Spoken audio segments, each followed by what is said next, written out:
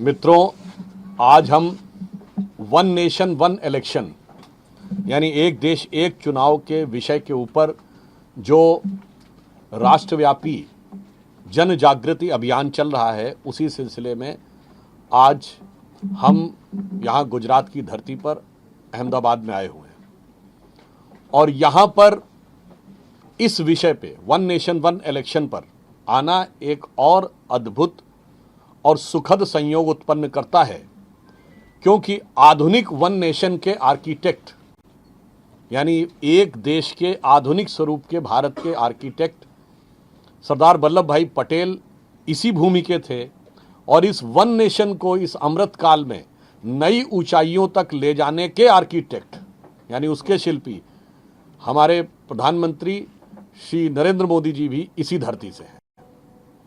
और आज एक और सुखद संयोग है कि आज ही सरकार ने यह घोषणा की है कि प्रधानमंत्री जी जो इस समय आज गुजरात के दौरे पर हैं, वो सूरत में 41,000 दिव्यांग जनों को 5 किलो अनाज प्रति माह मुफ्त देने की योजना का प्रारंभ करेंगे और इसके द्वारा सूरत भारत का ऐसा पहला जिला बन जाएगा। अर्थात एक तरफ प्रधानमंत्री श्री नरेंद्र मोदी जी के नेतृत्व में भाजपा और एनडीए की सरकार देश के हर वर्ग को सशक्त करने में, मजबूत करने में और राष्ट्र की मुख्य धारा में सम्मिलित करने के लिए कृत संकल्पित भी है और प्रयत्नशील भी है। दूसरी तरफ इस concept one nation one election का विरोध जो लोग कर रहे हैं, वो राष्ट्र के हर विषय के ऊपर राष्ट्र की शक्ति को कमजोर करने का प्रयास करते रहते हैं। देखिए, चुनाव लोकतंत्र में हृदय की धड़कन की तरह है, परंतु ये हृदय की धड़कन जल्दी जल्दी होने लगे तो हाई बीपी का खतरा उत्पन्न हो जाता है। इसलिए इस चुनाव को जो लोकतंत्र का पर्व है, अब पर्व भी अगर ज़्यादा जल्दी जल्दी आने लगे तो कामकाज बाधित होने लगता है। तो इस दृष्टि से लोकतंत्र के इस पर्व और लोकतंत्र के हृदय की धड़कन को नियमित, व्यवस्थित और राष्ट्र के स्वास्थ्य के सुचारू संचालन के लिए करने के लिए ही हमारी सरकार ने या प्रधानमंत्री जी ने यह अवधारणा दी थी और पूर्व राष्ट्रपति कोविंद जी की अध्यक्षता में एक कमेटी गठित हुई जिसने अपने कुछ सुझाव दिए हैं। और इस विचार का जो लोग विरोध कर रहे हैं, ये वही लोग हैं जिन्होंने भारत में हर नए परिवर्तन का विरोध किया है। ये लोग वो हैं, जब मुद्रा योजना की शुरुआत हुई इन्होंने कहा कि इतने अकाउंट्स खोले नहीं जा सकते। ये लोग वो हैं जिन्होंने कहा डीबीटी नहीं हो सकता। ये लोग वो हैं जिन्होंने कहा था जीएसटी लागू नहीं हो सकता। ये लोग वो लोग हैं जिन्होंने कहा था भारत में डिजिटाइजेशन नहीं हो सकता। फॉर्मर फाइनेंस मिनिस्टर चिदम्बरम साहब का संसद के अंदर दिया गया बयान है कि भारतीय लोग कम पढ़े लिखे हैं, टैक्स हैवी कम है, कैसे संभव है कि डिजिटाइजेशन हो जाएगा। परंतु प्रधानमंत्री श्री नरेंद्र मोदी जी को भारत के जन जन की सामर्थ्य और सूझबूझ पर पूरा भरोसा था और आज जीएसटी सुचारू रूप से चल रहा है और डिजिटाइजेशन में भारत दुनिया का नंबर 1 देश बन के आया है और दुनिया में 48% डिजिटल ट्रांजैक्शन भारत में होते हैं, जो अमेरिका और चीन दोनों को मिलाने के बाद भी हम उनसे ज़्यादा ट्रांजैक्शन कर रहे हैं। अब इस विषय के ऊपर मैं बताना चाहूँगा कि वन नेशन वन इलेक्शन 4 कारणों से ज़रूरी है।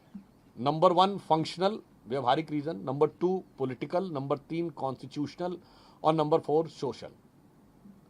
तो फंक्शनल रीजन से इसलिए जरूरी है कि व्यवहारिक दृष्टि से जो देश का सिस्टम काम करता है, यदि वन नेशन वन इलेक्शन होगा तो काम बहुत आसान हो जाएगी। जैसे पिछला चुनाव हुआ, 1,35,000 करोड़ रुपए इसमें खर्च हुए, सरकार के खर्चे में कमी आएगी।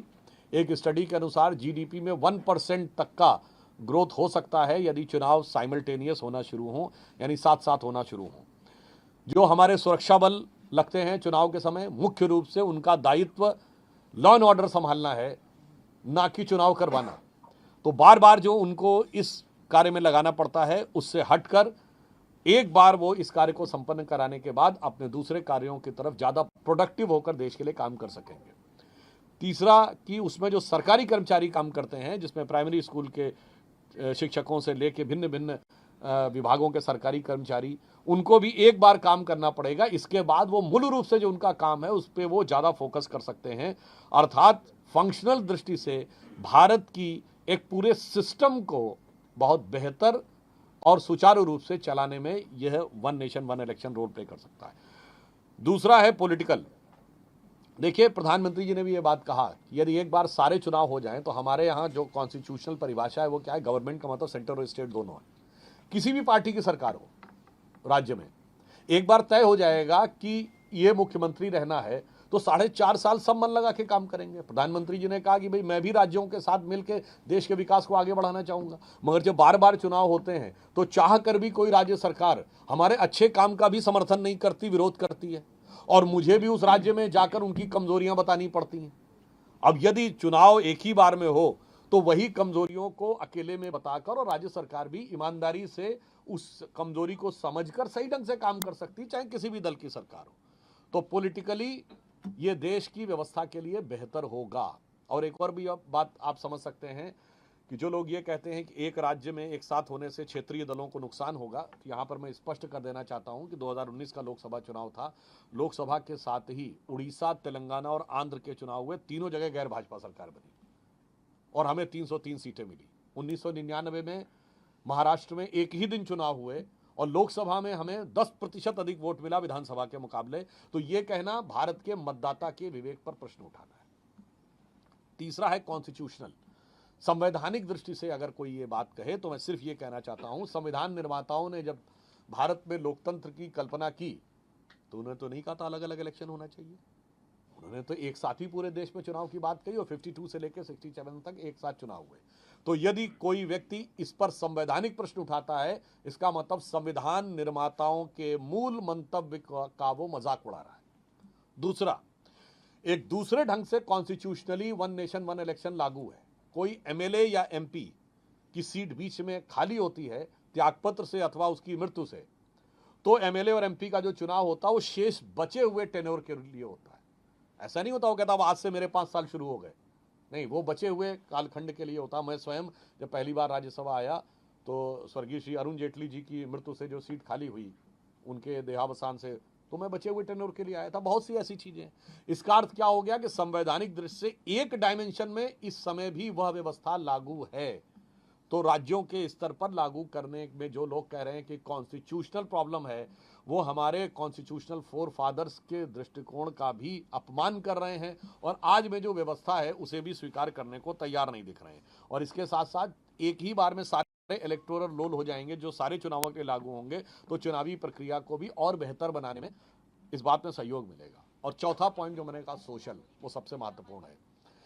देखिए, चुनाव के समय एक सरचार्ज एटमॉस्फेयर होता है जो बहुत से ऐसे तत्व जो कि देश के अंदर एक दूसरे के खिलाफ नफरत पैदा करना चाहते हैं उनके लिए बहुत फर्टाइल ग्राउंड क्रिएट करता है। और बार बार ये मौका आने पे उनके पास ये मौके बार बार मौजूद रहते हैं। यदि एक बार में चुनाव होगा तो मुझे लगता है इस ढंग की स्थितियां नहीं होंगी। जैसे मैं उदाहरण बताना चाहता हूं, जो व्यक्ति के विरुद्ध या समाज के विरुद्ध जो नफरती बयानबाजी होती है